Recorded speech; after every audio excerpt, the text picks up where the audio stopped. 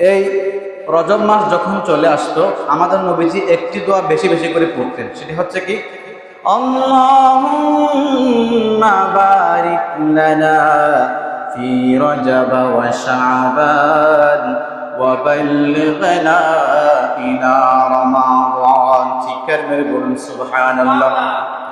আমার রাসূল পাক সাল্লাল্লাহু তাআলা আলাইহি ওয়াসাল্লাম যখন রজব মাস আগমন করত, রজব মাস শুরু হয়ে যেত, শুরু হওয়ার পরে প্রত্যেক নামাজের পরে প্রত্যেক মুনাজাতের মধ্যে আমার রাসূল এই দোয়াটি পাঠ করতেন, সবাই পড়ি, আল্লাহুম্মা বারিক লানা ফি রজব ওয়া শাবান ওয়া বাল্লিগনা রমাদান।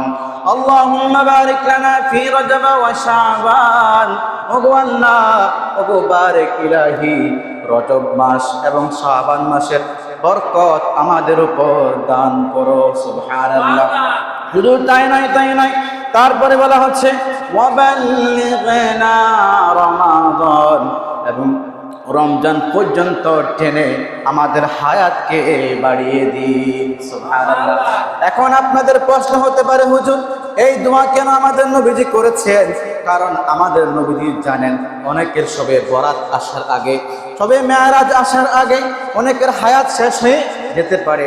সেজন্য আমাদের নবীজি বলেছেন, আল্লাহুম্মা বারিক লানা ফি রজব ওয়া শাবান। ওগো আল্লাহ, আমাদেরকে শাবান এবং রজব মাসের বরকত দান করো এবং আমাদের হায়াতকে রমজান পর্যন্ত টেনে বৃদ্ধি করে দেন।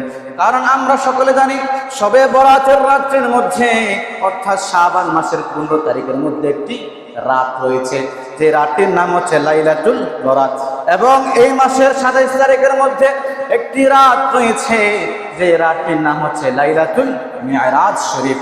প্রিয় উপস্থিতি, আমরা সকলে জানি সবে বরাত, লাইলাতুল বরাত যখন চলে আসে, প্রত্যেক মানুষ কি খাবে, আগামী 1 বছর পর্যন্ত কিভাবে বাঁচবে, কতটুকু হায়াত রয়েছে, ওই রাতের মধ্যে বন্টন করা হয়।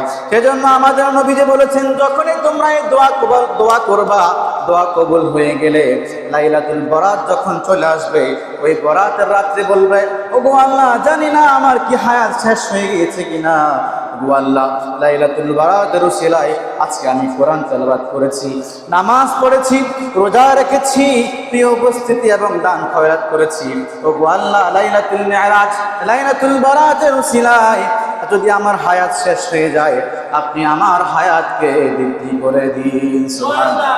সেজন্য আমাদের নবীজি আল্লাহুম্মা বারিক লানা ফি রজব ওয়া শাবান ওয়া বাল্লিগনা ইলা রমাদানটা পড়েছে। এজন্য আপনাদের হাতে পায়ে ধরে অনুরোধ থাকবে, আপনারা এই দোয়াটি আজকে থেকে পড়া শুরু করে দিবেন।